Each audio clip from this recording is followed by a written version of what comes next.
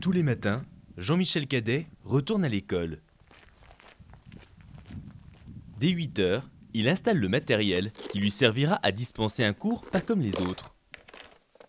Depuis 2004, il intervient dans 175 classes de CM2 pour sensibiliser les élèves au monde du travail.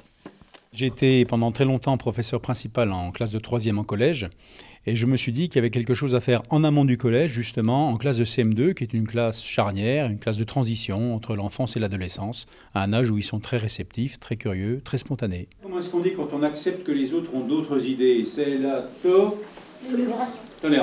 Voilà. Baptisé EOSIS pour éveil, ouverture, sensibilisation, information et savoir, le projet a pour premier objectif de donner du sens au travail scolaire.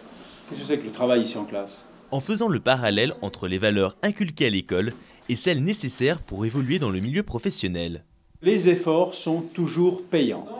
Est-ce que vous, ce mot respect est bien gravé dans votre cerveau? Oui. Oui. L'écoute, l'attention, le respect, avoir besoin d'un copain quand on ne comprend pas parce qu'il peut aider, tout ce qui se passe au sein de l'école, après répercuter sur une entreprise. Donc de passer par ces mots-clés, ces mots et ces valeurs, je trouve que c'est vraiment formidable. Et les enfants sont quand même très à l'écoute de tout ça, ils l'ont prouvé ce matin d'ailleurs.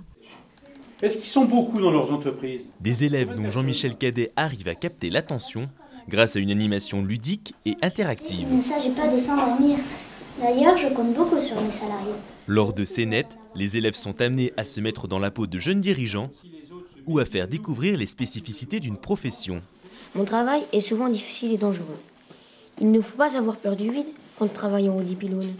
Que diriez-vous s'il n'y avait pas d'électricité chez vous? Un seul but, démontrer que, comme le dit le vieil adage, il n'est point de saut métier. Complémentaire. Deuxième adjectif. Donc, ce qui veut dire que dans la vie, c'est pareil.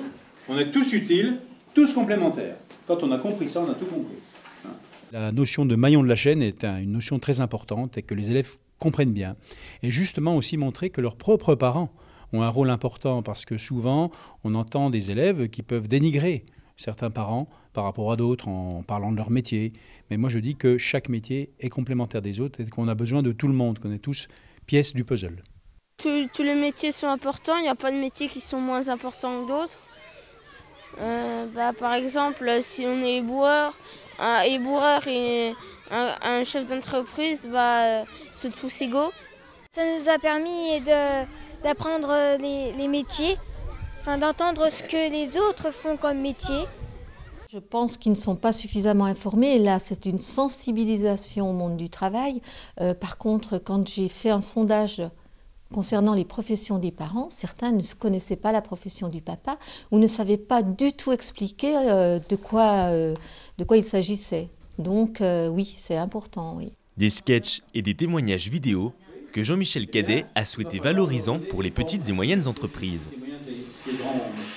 L'entreprise, ce n'est pas forcément usines ou grands bâtiments ou CAC 40 ou multinationales, ce sont surtout des petites et moyennes entreprises qui font tourner la société, à l'instar des parents des élèves qui ont eux-mêmes ou créé ou repris une petite entreprise. Et montrer que l'entreprise, l'idée c'est de dédiaboliser l'entreprise dès l'école primaire.